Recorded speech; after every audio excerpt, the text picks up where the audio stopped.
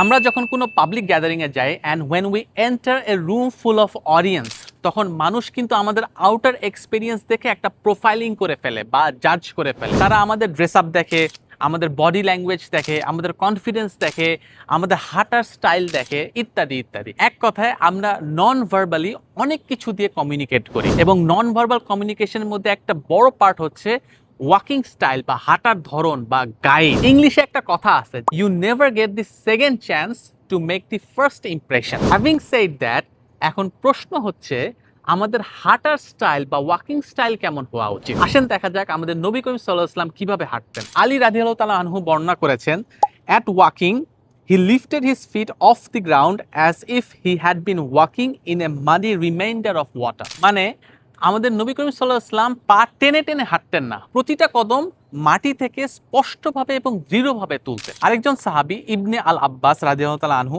উনি বর্ণনা করেছেন যে, when he walks away he vanishes soon but he walks at ease when he is not in a hurry, the way he walks seems similar to the one who is leaning forwards and is about to fall down। মানে নবী করিম সাল্লাল্লাহু আলাইহি ওয়াসাল্লাম যখন হাঁটতেন তখন দ্রুত চোখের আড়াল হয়ে যেতেন, এবং উনার হাঁটার ধরনটা দেখে মনে হতো যে উনি একটু সামনের দিকে ঝুঁকে হাঁটতেন। তাহলে আমরা এটা কনক্লুড করতে পারি যে আমরা যদি আমাদের ওয়াকিং স্টাইল দিয়ে একটা ইমপ্রেশন ক্রিয়েট করতে চাই, তাহলে আমাদের কনফিডেন্স এবং হিউমিলিটির মধ্যে একটা ব্যালেন্স ক্রিয়েট করে স্পষ্ট কদম নিতে হবে এবং দৃঢ়ভাবে সামনের দিকে ঝুঁকে দ্রুত হাঁটতে হবে। আমরা যদি আমাদের নবীর স্টাইল কপি করে হাঁটার চেষ্টা করি, তাহলে আমরা একটা মেসেজ ট্রান্সমিট করব, সেটা হচ্ছে I am confident but at the same time I am respectful and humble.